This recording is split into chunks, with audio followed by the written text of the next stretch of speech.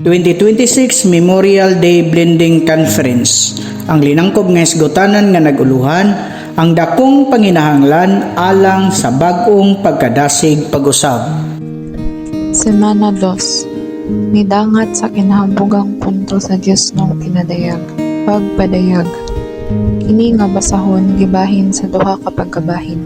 Una mao ang pinadayag nga adunay duha ka Roman numeral ug ang ikaduha mao ang lugwa nga adunay usa ka Roman numeral.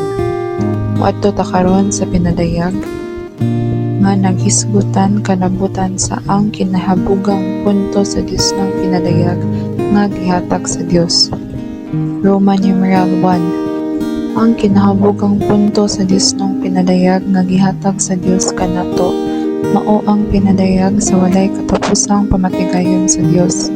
Nahimong tawo ang Dios aron mahimong Dios ang tawo sa kinabuhi ug kinaiya apan dili sa ranggo sa pagka-Dios. Unang Timoteo 1:4. O manimati ba sa mga sulusugilanon ug sa dili matapos nga mga tandaan sa mga ginikanan nga nagbugna hinuog mga paglalisay imbis sa pamatigayon sa Dios nga naa sa pagtuo. Ang kinahabogang punto sa Dios nung pinadayag nga gihatag sa Dios. Point A.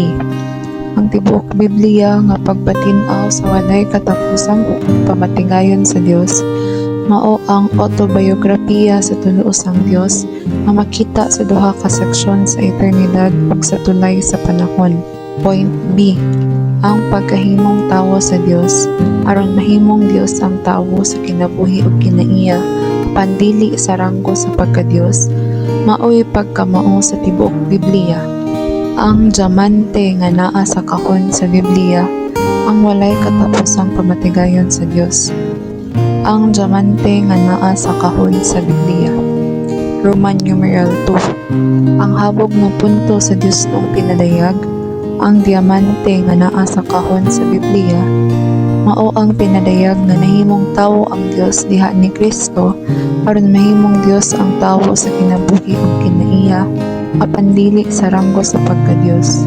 Roma 1:3-4. Bahin sa iyang anak nga nahimukso gikan sa kaliwat ni David sumala sa unod ug gipaila nga anak sa Dios diha sa gahom sumala sa espiritu sa pagkabalaan gikan sa pagkabanhaw sa mga minatay si Hesukristo nga atong Ginoo.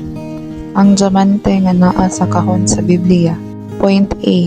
Kanang nahimong tawo ang Dios ug nahimong Dios ang tawo mao ang pamatigayon sa Dios. Point B. Ang walay katapusang pamatigayon sa Dios pagpasama man sa tawo kaniya sa kinabuhi ug kinaiya apan dili sa ranggo sa pagka-Dios ug iusa ang iyang kaugalingon sa tawo ug ang tawo kaniya aron sa ingon ni ana mapadako ug mapalapad ang iyang pagpadayag aron mapadayag sa maayong kagawian sa tawo ang tanang Dios nung kaayon niya. Point C.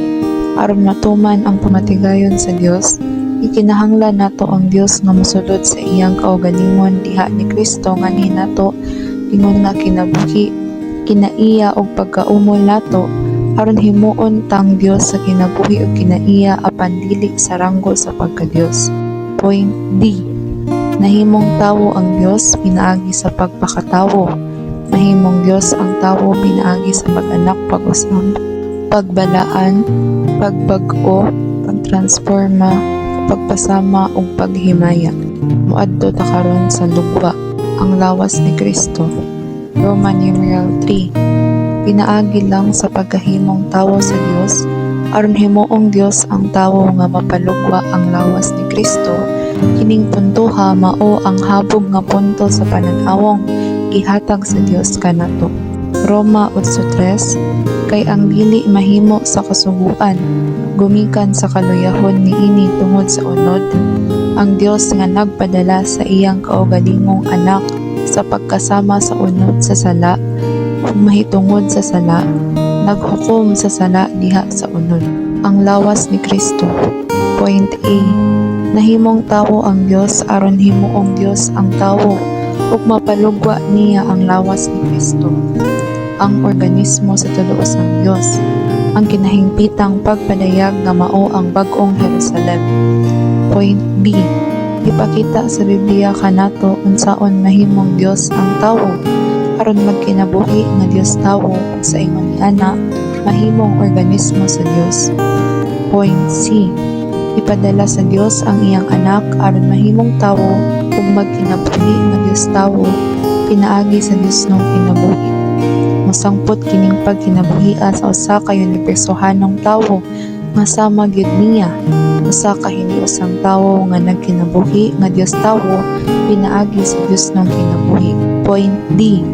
Ang realidad sa lawas ni Kristo mao ang pagkausa ug pagkasagol sa Dios ug tawo aron magkinabuhi nga hiniusang Dios tawo. Semana 2. Midangat sa kinahabogang punto sa Dios nung pinadayag. Daigon ang Ginoo.